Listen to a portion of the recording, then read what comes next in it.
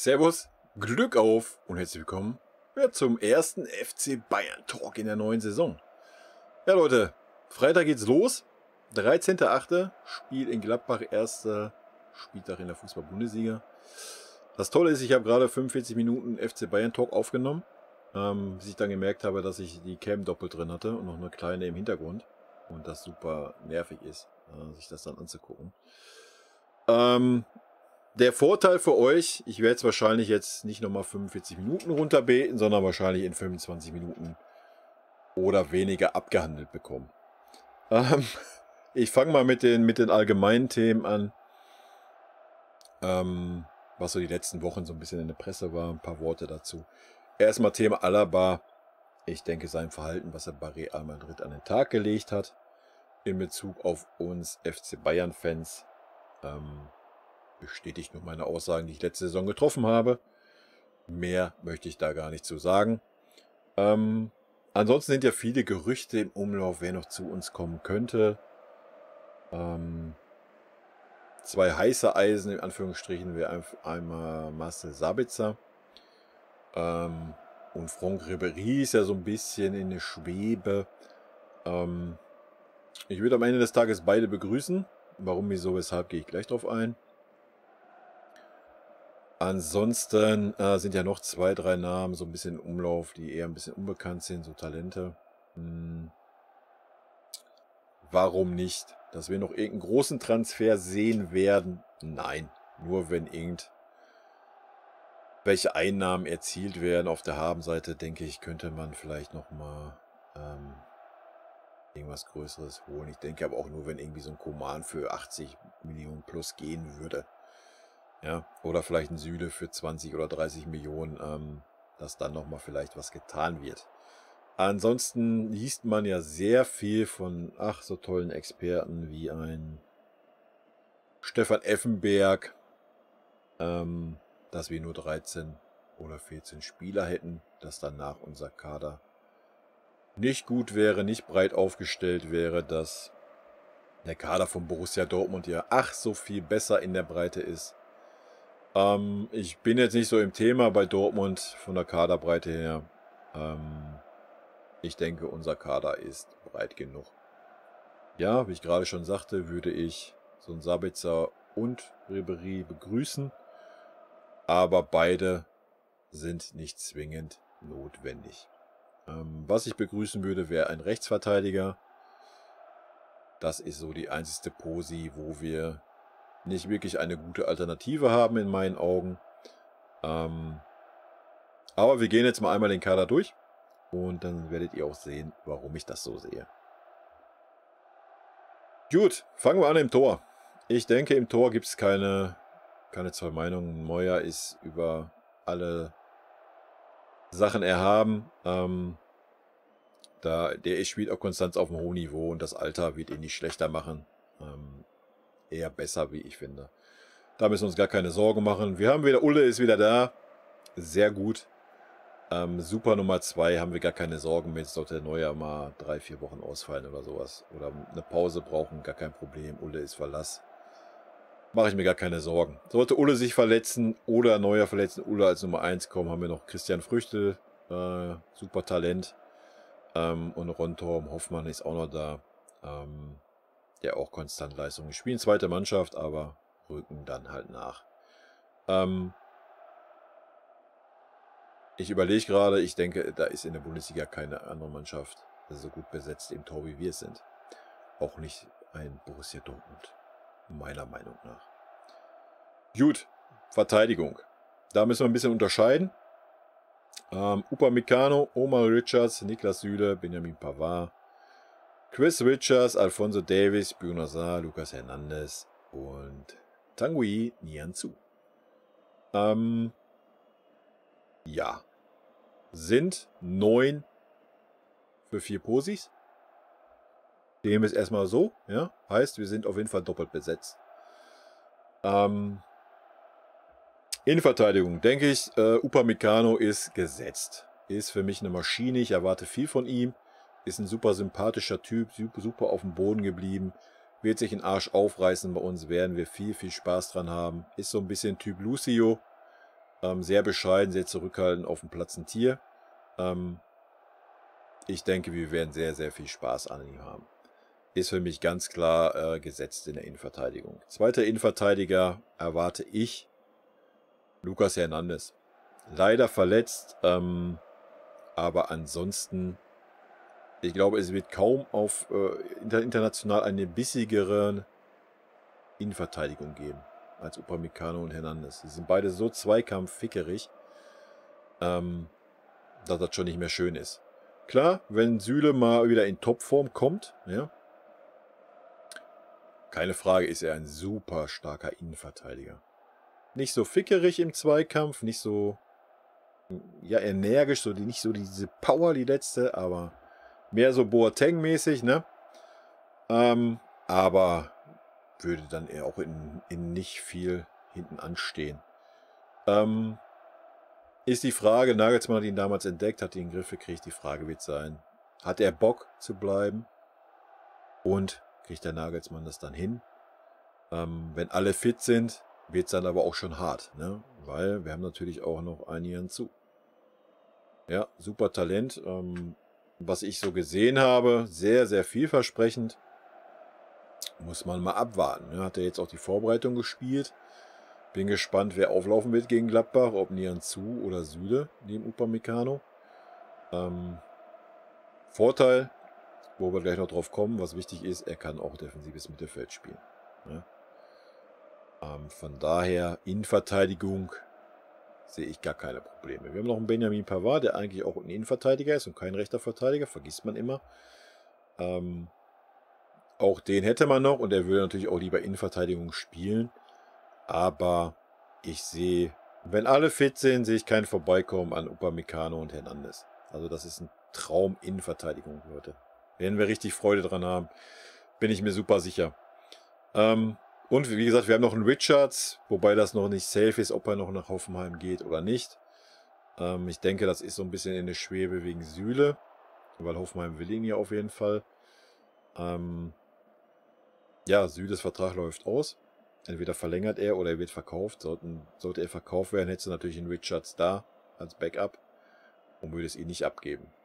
Verlängerten Süle, wenn auch erstmal nur um ein Jahr, dass man nächstes Jahr eine Ablöse kriegen würde, könnte man einen Richards abgeben. Ob ausleihen oder verkaufen, I don't know. Aber ansonsten mache ich mir in der Innenverteidigung keine Gedanken. Also wir haben 5 gelernte Innenverteidiger, wenn wir Pavard dazuzählen für die Innenverteidigung. Plus sollten alle Stricke wirklich reißen, hättest du noch einen Kimmich, der dazu Not auch mal spielen könnte. Aber ich denke, mehr wie 5 Innenverteidiger brauchst du nicht. Also, ne? Denke, da sind wir nicht schlecht besetzt. Gut, Linksverteidiger Posi. Ja, haben wir Alphonso Davies. Punkt. Ja, was ein Hernandez, der das natürlich auch ganz gut spielen kann, logisch. Aber für mich ist Fonsi da gesetzt. Na klar, sollte irgendwie Süle Topform kriegen. Und dann die Innenverteidigung mit Upamecano bilden, kann man sich natürlich auch einen Hernandez auf links vorstellen. Ne? Hat er auch starke Spiele gemacht, wenn er ein bisschen länger auf der Position gespielt hat. Ich finde ihn ein bisschen verschenkt als Linksverteidiger. Ich sehe ihn in der Innenverteidigung einfach stärker, weil er einfach so ein Zweikampfbiest ist.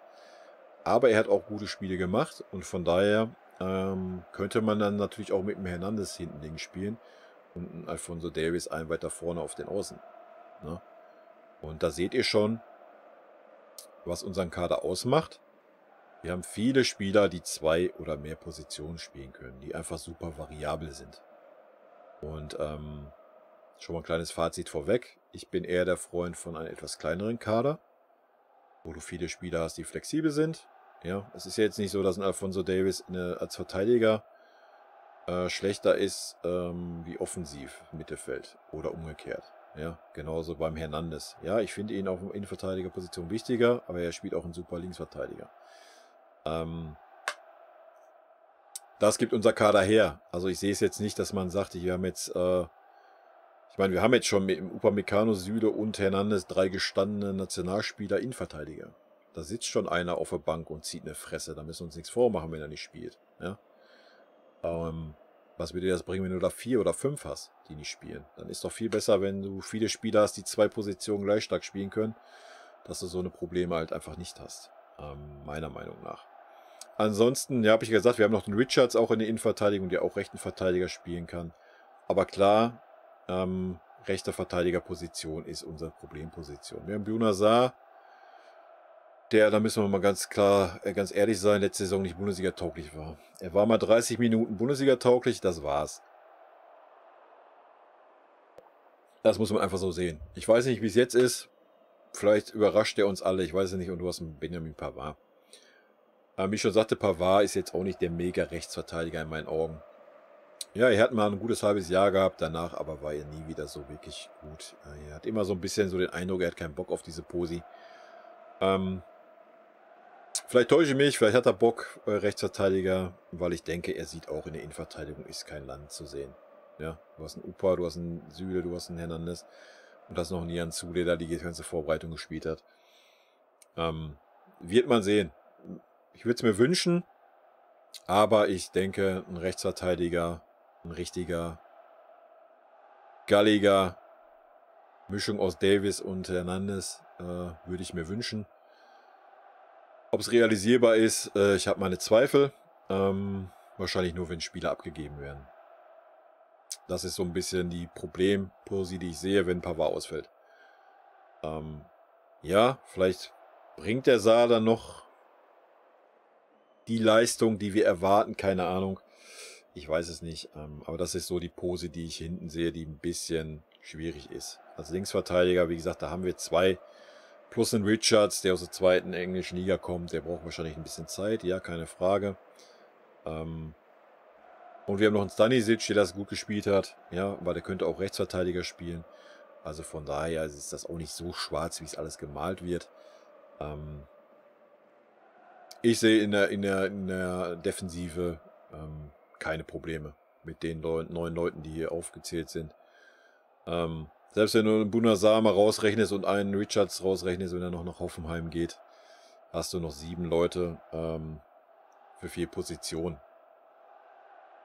Mache ich mir keine Sorgen, weil die Leute, die da sind, halt flexibel sind. Mittelfeld, ja, da sieht es jetzt schon ein bisschen knapper aus. Wenn man das mal so rein vom Personal sieht, haben wir einen Kimmich, einen Goretzka, einen Cuisson, Marc Rocker. Aber vielleicht erstmal noch ein paar Worte zu dem, was ich erwarte. Süle muss halt einfach seine Topform finden. Pavard genauso. Die sind beide im Gegensatz zur letzten Saison, muss da mehr kommen.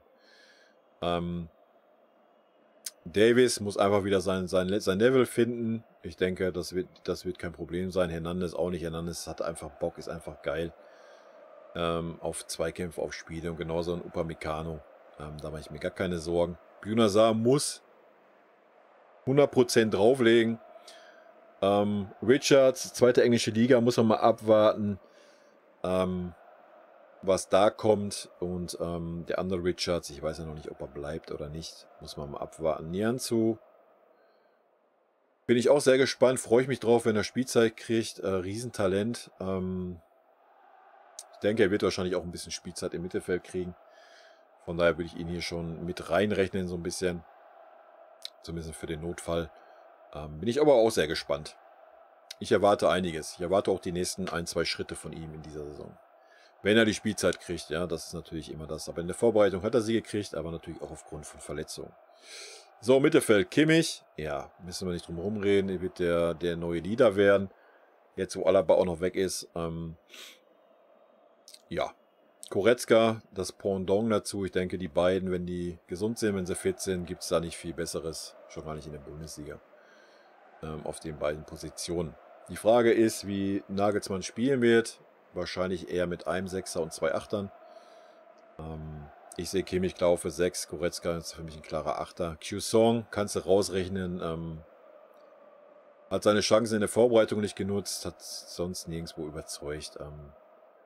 Passt, glaube ich, auch charakterlich einfach nicht in unsere Mannschaft. Ich denke, keine Ahnung, sollte da nur ein Angebot kommen für 2 Millionen oder eine Ausleihe, wird er weg sein. Wird bei uns keine Zukunft haben, denke ich. Er müsste sich sonst echt eine harte 360-Grad-Kurve drehen, wovon ich nicht ausgehe. Marc Rocker erwarte ich persönlich auch einiges. Ich fand die letzte Saison gut. Hat leider keine Spielzeit gekriegt. Ja, ich bin gespannt, wenn Nagelsmann auf ihn setzt. Vielleicht ein bisschen. und er da auch den nächsten Schritt gehen kann. Weil ballsicher, guter Ballverteiler, spielt den Ball auch immer nach vorne, ganz selten mal quer. Hat mir sehr, sehr gut gefallen. Coco, Tolisso, kein Bild wegen Corona. Weiß nicht, warum sie nicht gefotoshoppt haben. Ja, er muss einfach verletzungsfrei bleiben. Ne? Tolisso ist ein super Achter für mich. Kein Sechser, ein Achter. Typ Goretzka. Geht auch immer mit vorne rein. Ja, wäre super wichtig für uns. Ja? Wäre wichtig, dass er fit bleibt. Weil auf der Posi haben wir sonst... Ja, ist die zweite Posi, die ein bisschen schwach ist. Besetzt, muss man so sagen. Ja?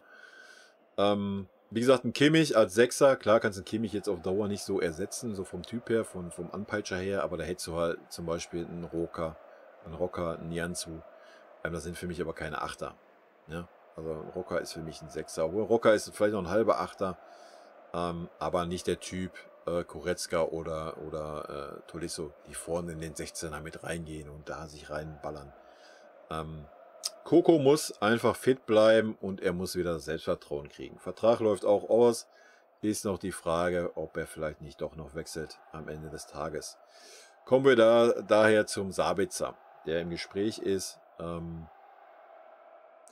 Ich kann ihn jetzt nicht so gut bewerten. Ich gucke keine Leipzig-Spiele, ne? Wenn die mal gegen uns spielen, ja. Aber warum nicht? Wenn du ihn für kleines Geld kriegst, vielleicht macht er bei uns nochmal einen Step. Und ist dann eine gute Alternative. Ja, ansonsten sieht es natürlich hier mal aus mit 4 Spielern. Ja, Q-Song rechne ich mal raus. Wir können natürlich Nianzu mit reinrechnen. Aber wie ich sagte, wenn Goretzka ausfällt, so als wirklich Achter, der vorne mit reingeht, schwierig. Ne? Schwierig. Rocker kannst du auf 8 stellen, ja, sehe ich schon.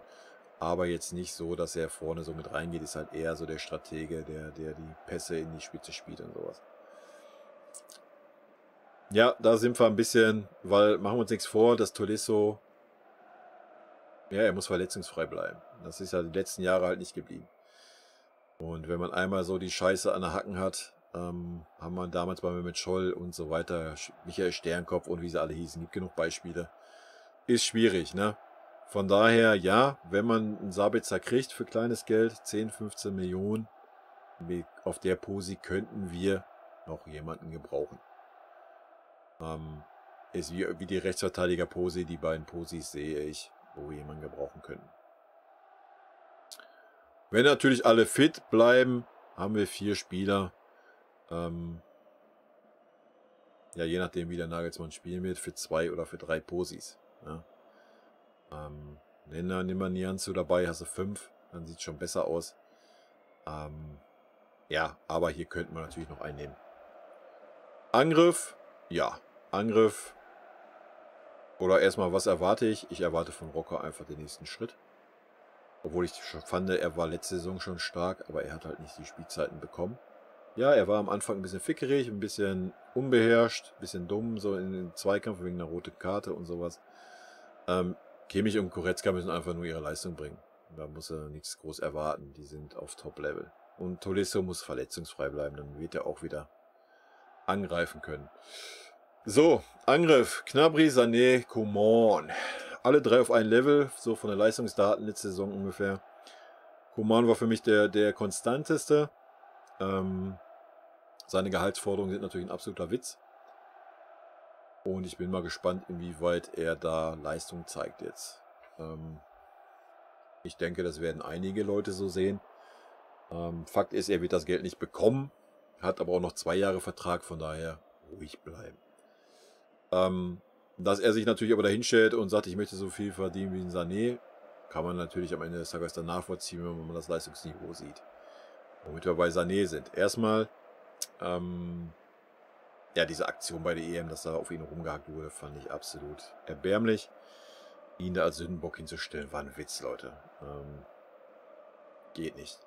Ansonsten muss man sagen, kam aus einer Verletzung, ein halbes Jahr lang. Man braucht eine Zeit lang reinzukommen. Hat mit dem Flick jetzt keinen Förderer gehabt, wie ich fand. Flick hat ihn viel zu viel Defensivaufgaben aufs Auge gedrückt. Bin sehr gespannt, wie der Nagelsmann das handhaben wird. Ich denke, er wird da ein bisschen mehr Offensivgeist verlangen. Und ja, er muss zeigen jetzt, was er kann. Punkt. Ja. Aber da muss er auch ein bisschen für Freiheiten haben. Das muss man, ist halt einfach so eine Art Spieler. Aber diese Saison wird jetzt entscheidend sein. Ja. Das muss man ganz klar so sagen. Entweder kommt da jetzt das Feuer, was wir alle uns erwarten, was wir uns alle hoffen. Ansonsten, ja, wird das keine Zukunft haben bei uns. Gnabry muss einfach endlich mal in seinem Scheißleben konstant werden. Wir haben ja letzte Saison 2/3 der Spiele scheiße gespielt, 1/3 hat er gut gespielt. Von den 3 Dritteln war er nochmal 1/3 verletzt. Also sagen wir ja 2/4 schlecht gespielt, 1/4 war er verletzt, 1/4 hat er gut gespielt. Das ist zu wenig. Ja, ich weiß auch nicht, warum er bei der Nationalmannschaft gespielt hat, bei der EM. Der hat gar nichts gebracht in meinen Augen. Muss einfach die Konstanz her jetzt. Und auch mal, ich glaube, ihm wird es mal ganz gut tun, wenn er irgendwie mal ein bisschen runterfährt. Irgendwie hat man so das Gefühl gehabt, nach seinen 4 Toren in der Champions League in London, war irgendwie so, ja, ich habe meine Ziele erreicht und dann ging es irgendwie nur noch bergab gefühlt. Hat eine Menge Potenzial, Leute, gar keine Frage. Muss einfach konstanter werden diese Saison. Und genau, Sané muss auch konstant werden und auch muss eine Schippe drauflegen. Gnabry, wenn er eine gute Form hat, muss er nichts drauflegen, muss er einfach mal die Form halten, konstant. Levi über alle Zweifel haben, müssen wir uns nicht drüber unterhalten. Choupo, ja, mittlerweile habe ich mich ein bisschen mit angefreundet. Hat zum Ende hin gar nicht schlecht gemacht, wo er ein bisschen mehr Spielzeit hatte. Ist ein guter Typ, guter Charakter. Hat seine Hütten dann auch noch gemacht. Ja, wen willst du da holen als Levi-Ersatz? Klar, ich hätte mir so einen Manchu gewünscht.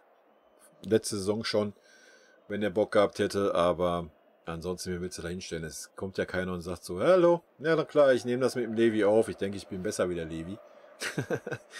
Oder sagt sich halt, ja, ach, kein Thema, ich setze mich halt 40 Spiele auf die Bank. Das macht halt nur so ein Choupo. Und dann musst du das halt nehmen. Und dafür hat das ja doch dann am Ende des Tages recht ordentlich gemacht. Auch wenn ich viel gemeckert habe letzte Saison.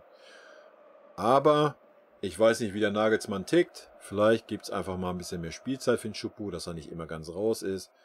Dass man Levi, wenn er halt auch mal, wird er auch nicht jünger, dass man ihn mal zur 60., 70. rausnimmt. Ne? Dass er mal ein bisschen mehr Päuschen kriegt. Dass der Choupo auch ein bisschen so einen Spielrhythmus hat und so. Dann wird das schon. Müller, auch kein Bildchen. Ja, konnten sie nicht photoshoppen. I don't know. Lag wahrscheinlich an seinen Zähnen. Ja, was soll man zu Müller sagen? Gilt dasselbe wie für den Levi. Und Müller über alle Zweifel haben. Das Backup oder der Backup-Spieler ist schon da. Auch da würde ich mir wünschen, ja, wenn man den Leuten dann auch 20, 30 Minuten gibt. Ja, ich denke, dafür haben wir gerade Musiala braucht das als Talent. Kann natürlich auch über die Außen kommen, ist aber natürlich auf einer Halbposition oder hinter der Spitze für mich stärker, weil er einfach ein super Dribbling hat und so weiter. Aber kann natürlich auch außen spielen. Da mache ich mir keine Sorgen. Hier sind wir flexibel genug, genauso wie ein Sané oder ein Gnabry auch mittig spielen könnten. Ja, oder Müller außen spielen könnte. Ja, ein Choupo könnte das zur Not auch. War nicht wirklich gut letzte Saison, muss man auch sagen. Ja, sind wir aber auch flexibel genug. Was haben wir hier? 1, 2, 3, 4, 5, 6, 7 Spieler für 4 Posis. Ist okay. Wir sind da sehr, sehr variabel. Ein Zirkzee ist hier nicht aufgeführt. Ich weiß gar nicht, ob er schon wieder verliehen ist oder nicht. Ja, ansonsten war da ja auch noch ein Talent im Gespräch für die Außenbahn. Ansonsten kommen wir noch zum Thema Ribéry. Ich würde es feiern, wenn er für einen kleinen Groschen eine Saison spielen würde. Ich denke, er wüsste dann auch, wo er dran ist. Ja, dass er nicht Stammkraft ist. Es sei denn, die Leistung ist halt besser wie bei den anderen dreien. Oder wie bei 2 von den dreien. Ja, dass er nicht mehr das Leistungsniveau hat, alle 3 Tage ein Spiel zu machen, dann noch über 90 Minuten müssen wir sich unterhalten. Aber wenn er mal alle 3 Tage für 30 Minuten rein kann und da mal Vollgas geben kann, denke ich, wäre er eine Bereicherung. Ja. gesagt, wenn er für kleine Geld da wäre, ich würde es feiern. Dass das so kommt, die Chancen stehen eher schlecht, zumindest wenn man den Aussagen der Verantwortlichen Glauben schenken kann. Das weiß man ja auch nie, wird ja immer so ein bisschen gepokert. Ich würde es feiern einfach. Einfach vom Typ, vom Charakter her würde er der Mannschaft halt einfach auch gut tun. Und ich denke, gerade so die jungen Spieler aus so Musala könnten mit Sicherheit noch mal ein bisschen was von ihm lernen. Gut, ich würde sagen, wir zählen jetzt mal so die gestandenen Spieler durch. Weil, wie ich am Anfang sagte, 13, 14 Spieler, dann hört es auf bei uns. Sehe ich ein bisschen anders. 1, 2, 3, 4, 5, 6, 7. 8, 9, 10, 11, 12, 13, 14, 15, 16, 17, 18, 19. Die 19 Spieler können gefühlt 35 Positionen spielen. Ja, selbst wenn wir jetzt noch... Ja, aber was willst du Musala rausnehmen, Alter? Mal ehrlich, jedes Mal, wenn er gespielt hat, überzeugt. Soll ich den jetzt rausrechnen und sagen, der reicht nicht für die Bundesliga oder was? Ist doch Schwachsinn. Genauso wie ein Choupo-Moting, Alter. Für die Bundesliga reicht er halt einfach. Und hat sogar seine Tore dann noch in der Champions League gemacht. Also, warum sollte ich den rausnehmen? Ja, Tolisso kann man drüber streiten. Wenn er Marc Rocker, könntest du vielleicht auch noch drüber streiten. Dann bist du bei 17 Spieler. Ja, ich habe beide Richards rausgelassen. Ich habe Junasar rausgelassen. Nianzou ziehe ich ganz klar dazu. Dann wären wir bei 17 Spielern. Ja, und wir haben dann immer noch Spieler da, die auflaufen könnten. Ja, also ich sehe das nicht so, dass man sagt, unser Kader ist nicht breit genug aufgestellt, weil wir halt einfach viele, viele Spieler haben, die 2 oder 3 Positionen spielen können und das auch nicht mit einem großen Leistungsabfall. Meine persönliche Meinung. Wie ich am Anfang schon sagte, ich finde das besser, als wie wenn du 25 Spieler hast, wo dann immer 10 auf der Tribüne sitzen und unzufrieden sind. Das kostet uns auch nur Geld. Sehe ich halt so. Wie ich schon sagte, klar, Problem, Position, rechter Verteidiger. In Anführungsstrichen muss man abwarten, wie es so mit dem Junasar läuft. Aber da könnte man was tun. Und die andere Posi sehe ich so den offensiven Achter. Ja. Klar, wenn wir mit 2 Achtern spielen, klar, Musala kann offensiven Achter spielen, hat er schon, Müller kann das auch zur Not. Das darf man halt immer nicht vergessen, auch wenn hier nur diese 5 aufgezählt sind, obwohl ich den dann gar nicht zurechne, also 4. Aber das sehe ich dann eher als den defensiven Sechser und den defensiveren Achter vielleicht. Also so einen offensiven. Wie gesagt, kann auch Musala oder Müller spielen. Haben sie auch schon gezeigt. Aber wäre natürlich ein bisschen ein anderer Achter, als wenn das ein Goretzka ist. Ja, oder ein Rocker. Keine Frage. Ja, das ist meine Analyse zu unserem Kader. Wie gesagt, hier vielleicht noch ein Sabitzer, der so da den Achter geben kann. Warum nicht? Wird uns gut zu Gesicht stehen. Gerade auch im Hinblick, weil ihn kann ich nicht wirklich ernst nehmen. Und vielleicht einen rechten Verteidiger, dann wird aber wahrscheinlich nochmal... Aber man darf auch nicht vergessen, wir haben Stanisic, der es gut gemacht hat. Warum den Jungen nicht mal eine Chance geben? Ein bisschen auf Dauer. Warum nicht? Man muss jetzt nicht aufbrechen und biegen einen rechten Verteidiger holen. Du hast ein paar Wahl, der das jetzt nicht so schlecht gemacht hat. Und hast dann noch einen Stanisic, den du vielleicht mal ein bisschen ranführen kannst. Vielleicht kannst du auch einen Richards ranführen, dass er nicht einen linken Verteidiger, sondern ich weiß nicht, ob er auch einen rechten Fuß hat irgendwie. Ja, das ist meine Analyse dazu. Was erwarte ich von der Mannschaft? Wir sehen es ja hier schön, wir haben nur einen Titel zu verteidigen, das ist die Deutsche Meisterschaft. Ich denke nicht, dass wir ein Motivationsproblem haben werden um die Meisterschaft. Das denke ich nicht. Einfach weil es die 10. ist und das noch keine Top-Mannschaft in einer Top-Liga in Europa erreicht hat. Des Weiteren hast du einen Nagelsmann, der heiß ist, der noch keinen Meister gewonnen hat. Du hast einen Upamecano und so weiter und so fort. Da mache ich mir keine Sorgen. Außerdem sind bei uns die Spieler immer motiviert. Von daher stärkste Konkurrent, ganz klar Dortmund und Leipzig, wobei ich die Dortmunder stärker einschätze.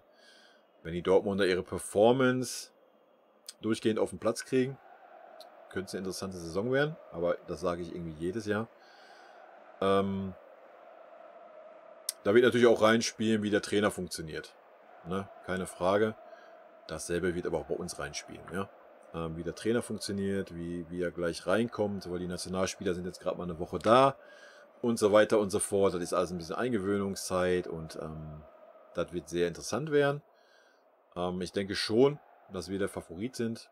Ich denke auch, dass unser Kader breit genug ist. Ich habe es gerade gezeigt und da sind noch nicht immer die Amateurspieler mit dabei, ja. Wie sonst Stanisic, Ziyech und so weiter, die du da halt mal hochholen kannst, wenn Not am Mann ist. Also, ja, wie ich gesagt habe, diese beiden Posis haben wir ein bisschen Probleme vielleicht. Aber wenn sich keiner verletzt oder wenn sich zwei verletzen, so ist der Kader stark. Ja. Wie gesagt, was willst du da 25 Leute haben, die du bezahlen musst, Alter, und davon sitzen dann immer 10 auf der Tribüne, ist halt auch Schwachsinn. Gucken vielleicht mal ganz kurz ins Startprogramm von uns, warte. Weil das ist ja jetzt nicht so einfach. Behaupte ich jetzt einfach mal. Wir starten natürlich am Freitag. Dem Spiel in Gladbach. Ich hoffe, es bringt was, dass ich an dem Tag Geburtstag habe und der FC Bayern mir ein Geschenk macht. Sollten wir da verlieren, dann sollten wir dann den Supercup verlieren gegen Dortmund, unentschieden gegen Köln spielen, unentschieden gegen Hertha. Wir spielen oft unentschieden gegen Hertha zu Hause. Ja, dann könnte es schon brodeln. Ja, weil dann kommt schon das Spiel in Leipzig und überleg mal, dann verlierst du da noch. Dann stehst du nach 5 Spielen mit 2 Punkten da. Das wäre so Worst-Case-Szenario. Beste Szenario, wir gewinnen in Gladbach. Supercup sei dahingestellt, solange du nicht irgendwie eine Klatsche kriegst, wenn du unentschieden spielst und Elfmeterschießen gewinnst oder verlierst oder wie auch immer. Gegen Köln gewinnst du zu Hause, gewinnst gegen Hertha vielleicht auch mal zu Hause und holst da einen Punkt in Leipzig oder gewinnst da sogar, hast natürlich einen Traumstart. Man weiß es, wenn man Erfolg hat, läuft es halt einfach auch einfacher. Ja? Und deswegen wird der Start wichtig werden für uns, denke ich. Danach geht es weiter mit Bochum, was ich sehr feiere, dass sie in der Bundesliga sind. Kräuter Fürth. Dann haben wir 4 komische Spiele, irgendwie Frankfurt, Leverkusen, Hoffenheim, Union. Da ist, glaube ich, in jedem Spiel immer alles möglich irgendwie. Dann wird es ein bisschen leichter. Obwohl Freiburg tun wir uns auch immer schwer. Augsburg tun wir uns eigentlich auch schwer. Bielefeld. Dann haben wir Dortmund, Mainz, Stuttgart und Wolfsburg. Aber in den ersten 4 Spieltagen, die ersten 5, ne? 1, 2. In den ersten 4 Spieltagen Gladbach und Leipzig, jeweils auswärts, ist halt schon ein Start, wo man nicht mal sagen kann, ja, hier die Bayern werden immer bevorzugt mit dem Start. Also von daher sollten wir die ersten 4 Spiele gewinnen oder ja, ich rechne mit dem Unentschieden eigentlich, wenn ich ehrlich bin, am Freitag. Ich würde es mir natürlich anders wünschen. Wegen mir können wir uns 2-1 durch ein Videoschiri-Elfer in der 90. bescheißen, wäre mir egal. Ja, wird interessant. Auch die Gladbacher haben einen neuen Trainer, haben sich im Pokal schwer getan. Haben aber das Pokalspiel halt, ne? Was wir nicht hatten. Das jetzt Vor- und Nachteil für uns ist, einmal dahingestellt von wegen Nationalspielerrückkehr und so. Ich denke, bei uns wird es darauf ankommen, welche Form die Nationalspieler mitbringen, ja, oder die sie jetzt schon haben. Und ob ein Davis schon spielen kann oder nicht und sowas. Bin sehr gespannt auf den Start. Ich freue mich auf jeden Fall riesig, dass es wieder losgeht. Und ich werde natürlich auch wieder versuchen, nach jedem Spiel ein Video aufzunehmen, so wie es meine Zeit zulässt. So ein bisschen meine Meinung raushaue. Ja, ansonsten kann ich ja hier schon mal sagen, so größte Konkurrenten sehe ich Leipzig und Dortmund. Ja, denke ich, das werden auch die Plätze 1 bis 3 sein. Bayern, Dortmund, Leipzig, die werden das untereinander ausmachen. Sollten die Dortmunder ihre PS mal durchgehend auf die Straße kriegen, wird es ein schwieriges Jahr, denke ich. Weil sie haben einen guten Kader. Wir haben die Tormaschine Haaland, der jetzt auch nicht so viel schlechter in der Bundesliga ist wie Levi. Wird sehr interessant zu sehen sein, halt einfach, ne? Ja, gibt viele Mannschaften mit neuen Trainer, von daher schauen wir einfach mal. Ich drücke auf jeden Fall alle Daumen für Freitag. Wann ein Tor rauskommt, weiß ich noch nicht. Ob ich das Freitag aufnehmen, aber ich denke eigentlich schon. Wenn wir jetzt Samstag kommen, spätestens Sonntag. Lasst euch überraschen. Und das soll es erstmal gewesen sein. Ja, immerhin 10 Minuten kürzer wie beim ersten Video. Von daher, Leute, rot-weiße Grüße gehen raus, bleibt gesund und wir sehen uns Samstag oder Sonntag, wenn ihr Bock habt, wieder. Kleiner Hinweis an dieser Stelle noch, Bundesliga-Tippspiel ist verlinkt in der Videobeschreibung, wenn ihr Bock habt mitzutippen. Gibt auch für die ersten 3 Plätze am Ende der Saison einen kleinen Geldgewinn. Würde ich mich freuen. In diesem Sinne, haut rein, bis dann. Ciao. Und wichtig, haut mir eure Meinung in die Kommentare. Ja, zu unserem Kader, zu wer bei euch Meisterschaftsfavorit ist und so weiter. Würde ich mich freuen. In diesem Sinne, tschüssi.